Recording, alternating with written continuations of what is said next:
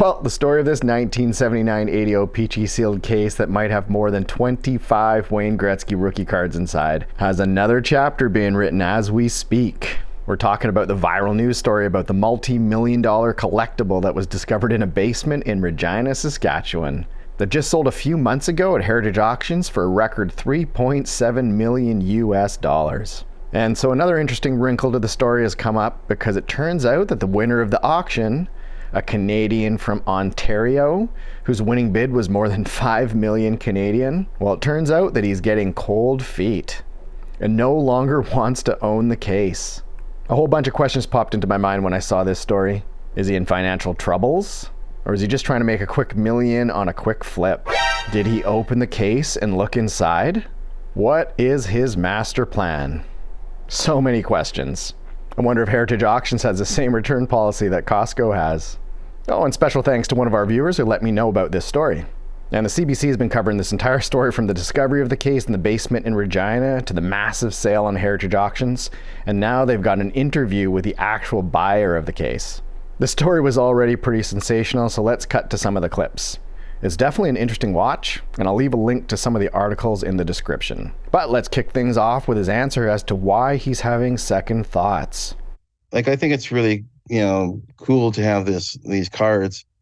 But again, I'm not so passionate about it as I've seen other people in the sports collecting world, how they're so into it, and it's their lives kind of revolve around it, and they're so passionate about it. I saw a interview with Heather Hiscox after my winning bid, and she was interviewing one of the VPs from Heritage Auctions, and his name is Jason. And Jason explained that the runner-up bidder was very disappointed that he missed out on winning the bid. And really that caused me to have empathy for him, because I realized that I wasn't so passionate about, the hockey cards, and that I realized that there are others out there that are much more passionate about this. I actually have that CBC interview clipped. It has the Heritage Auctions rep, and there's some pretty interesting behind-the-scenes stuff from the auction, which I think helps give this story a bit more context. Jason Simons is with me. He's the consignment director and sports card specialist for Heritage Auctions. That is the auction house that sold the cards. So inside this case, there are 16 boxes, and in each box are 48 packs, and it comes out to a little over 10,000 cards. So you should get somewhere between 25 and 30 Wayne Gretzky rookie cards here. Okay, so you put it up for auction. How much did you think it was going to go for? So we had a pre-auction estimate of $2 million, that's USD. And I was hoping it'd be closer to 3. And in America, it sold here on Sunday morning, early bidding, it ended at 3.72 million USD. Blowing through your expectations. How was the bidding to get to that final price? Was it fast and furious, lots of bidders? How did it go? So the end was pretty ferocious. It was between two gentlemen who brought it up several $100,000 at the very, very end. Our bidding opened at 11 p.m. and it went on through into 1 p.m. or 1 a.m. Sorry. 1 a.m. and it was, as I understand it, an American versus a Canadian at the end. Yes. Classic yes, it was. hockey battle. Yes, very much so. And the Canadian ended up victorious here. So this case, I can say, is going back home to Canada. But the family that's selling it or sold it, staying anonymous, right? Can you tell us anything about their reaction when they found out how much it actually went for, Jason? Yes, so we had been in close communication that entire night, and it was a celebration for them. They actually were having a little bit of a party at their house. They had a couple of close friends over, and there were certainly some drinks to be had. And as the bidding was creeping up more and more and more and more, we were all celebrating. It was really quite a night. Right through until 1 o'clock in the morning, so early on Sunday when they got the final price, more than 5 million Canadian. Incredible. The buyer also wishes to remain anonymous. Rats. You're not going to give me maybe you'll anything see it on Instagram eventually. All right. Okay, so what was their reaction when they found out that they'd won this coveted box? I haven't spoken to him yet. Okay. I do know the underbidder was quite disappointed that he did not get it, and he was quite frustrated. Okay, let's get back to the main story. And so one question I think we're all wondering is, why did he even buy the case? Why even bid on the case in the first place? And so for yourself, again, explain how it is that someone who's works as a real estate agent and has never gotten into the high stakes world of sports collectibles decided to spend $5 million on a 79 O-Pee-Chee box.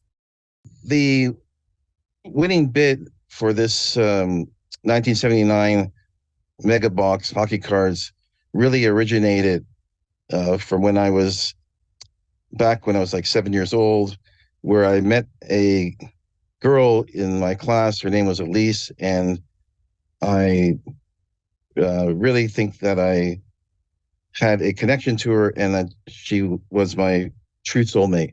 And she was interested in hockey, so I actually joined a hockey team. Basically, I actually have one of Wayne Gretzky's 1979 rookie cards myself. Right. And that's what piqued my interest when I heard about the auction coming up, and I was following it. So another big question that pops up is whether he even had the funds to make a transaction like this happen. Or is he short on money and isn't able to come up with the full payment? Now, with regards to resources, I had an uncle who was fairly wealthy, and when he passed away, I was fortunate to receive a substantial inheritance from him. He actually bought like 1,000 100 acres. Sorry, he bought 100 acres of land in an area of Toronto at the time that was basically rural, which is like he bought it like in the 1960s, and he sold it early 2000 for like $2 million an acre. So he had over $200 million in his estate when he passed away. Okay, well, I think we'd all like to go back in time 20 or 30 years and buy as much real estate as possible. I know I sure would. Hey, quick side note, just a heads up, I'll be ripping into 2 more boxes of Series 2. Gonna be rolling the dice and going Connor Bedard hunting again. So be on the lookout for those videos. And I'm also still waiting for the Bedard Young Guns that I already pulled to come back from PSA. So expect a reveal video, but not till I'm back for my holidays. And I've been getting a bunch of recent questions about how to ship to PSA using Canada Post. So check that video out if you're looking to get cards graded and you live in Canada. And scan through the comment section because I answer everyone's questions. And as I say in the video, I'm not an expert, but I don't mind sharing my experiences and try to help people out as much as I can. And special side tangent, just to remind us all about the magic of compounding, especially in regards to real estate. Here's an interesting story. Seth Rogen's 2-bed, 2-bath penthouse in Vancouver in Yaletown is on the market. Asking price is $2.25 million. That's Canadian dollars. It has a pretty sweet private rooftop deck. But the most impressive thing to me is when you look at the sales history. Looks like he probably purchased this around 8 years ago in 2016 for a little over $1.5 million. So he's selling for more than $700,000 more than he bought for. But you see the real magic of compounding when you look back at the sale in 2005 of $946,000. Probably seemed like a pretty insane price back then. But 19 years ago, this unit was priced under $1 million. And this building was built in 1996, so I wonder what the sale price was then. Maybe 500 grand? Anyways, just an interesting side story about the magic of compounding. Okay, now back to the show. Well, quick edit. I found a bit more sales history. And check out the sale price in 1999. $461,000. Aye. Crazy stuff. That's the Vancouver real estate market for you.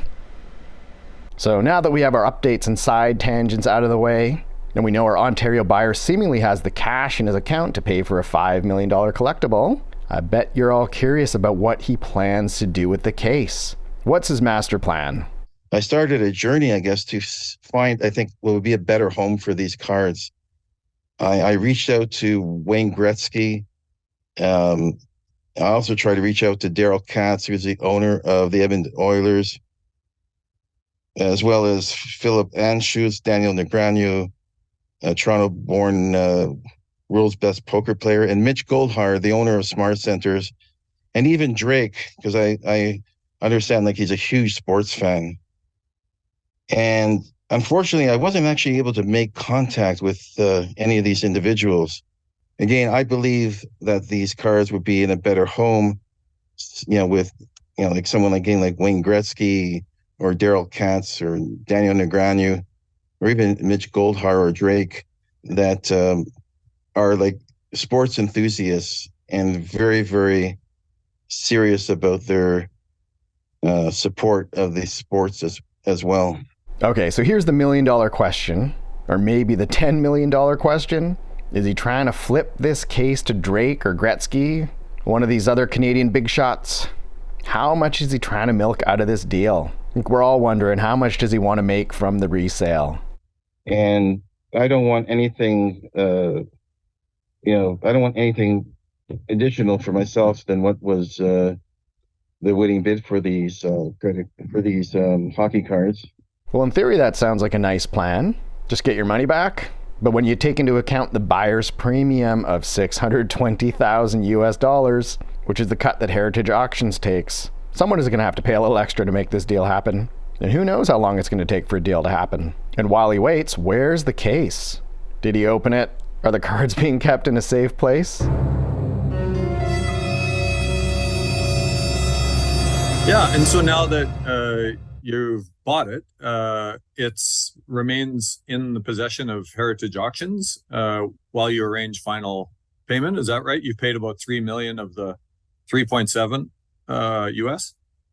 Yeah, that's right. I actually felt that the safest place for these cards are in their vault in Texas, and then when I finalize what the final destination for these cards will be, I will, I'll make arrangements for them to be transferred. Well, it's good to see the case is safe and has remained in the hands of Heritage, so the case has not been opened or searched. So a resale in the near future is certainly possible, and I'm sure eventually a deal is going to get made. I bet a few people are already sending him some lowball offers. Maybe the American bidder who lost out on the account. Maybe he's going to swoop in and make the deal happen. But our fellow in Ontario, at least for now, has some interesting thoughts if it looks like he can't find a buyer. In the event that I don't get in touch with anybody, or no one gets in touch with me, I'd like to gift them to Elise, the young girl for way back from school, and that she could have them as a total gift. Because I throughout the years I actually believe that she was like my true soulmate. I still do, but this is just to be a gift to her.